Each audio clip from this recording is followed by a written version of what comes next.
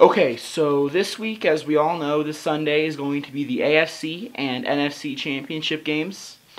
In the AFC, the Colts, after defeating the Ravens 20-3, are in, hosting the New York Jets, who miraculously defeated the hottest team in the NFL.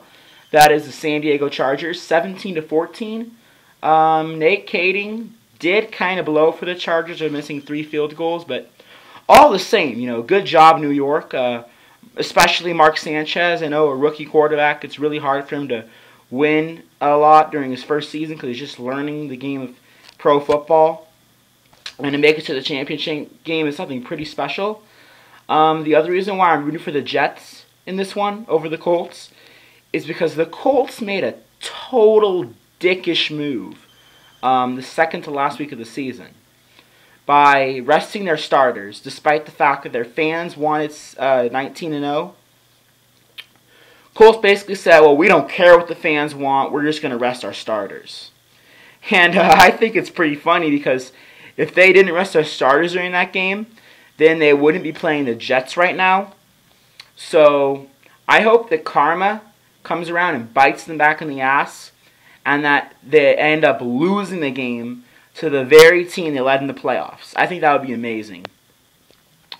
NFC, after steamrolling Arizona, Drew Brees and the Saints are in the championship game against Brett Favre and the Vikings. Even though I like the fact that they kicked the shit out of the Cowboys, 34-3, I'm still pulling for New Orleans in this one because, New Orleans is kind of underdogs. They've never really been good.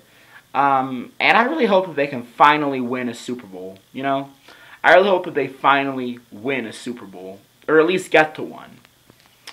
And also, I don't like Brett Favre at all. Brett Favre is a total jackass. I mean, he plays with the team for 17 seasons, retires, comes back, retires, comes back, and all to win a Super Bowl. I hope that he ends up retiring without that Super Bowl, and that people make fun of him the rest of his life because he wanted to come back instead of just retiring after that one good season with Green Bay. He had to keep coming back, and it wasn't worth it.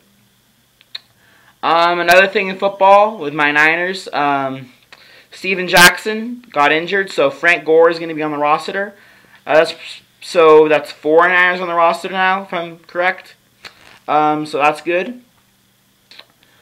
Speaking of rosters, Monte Ellis was snubbed in my opinion, he was snubbed and not being voted to the All-Star game, but the Warriors suck so much right now, I have to admit, that I don't really think they deserve representative that much, so it's not that big of a snub. My Sharks are doing great, though. First in the NHL, 4-game winning streak, and a 3-1 win over the Ducks recently. And baseball, a little bit of hot stove action for the Giants as we re-signed Molina to a 1-year deal worth $4.5 million. I think that's a good signing because, 20 homers, 80 RBIs, and allowing Posey another year to develop in the minors, and all for a good price too. Renteria is getting $9 million to do nothing. I can't believe I'm saying this, but good signing, Brian Sabean. Which brings me to my final subject I'm going to talk about. Last Tuesday was the arbitration hearings. And Lincecum, I really expected that he was going to demand, at least Zito-type salary. At least $18-20 million. Best pitcher in baseball, what can you expect? He only wants $13 million from the Giants organization. And Brian Sabean only wants to pay him $8 million. $8 million for the best player in baseball. I would gladly give him all $13 million. I would gladly give him every single thing he wants. Because let me tell you, a player like Lincecum doesn't come along, very often. It only comes along once in a blue moon. Or even rarer than that.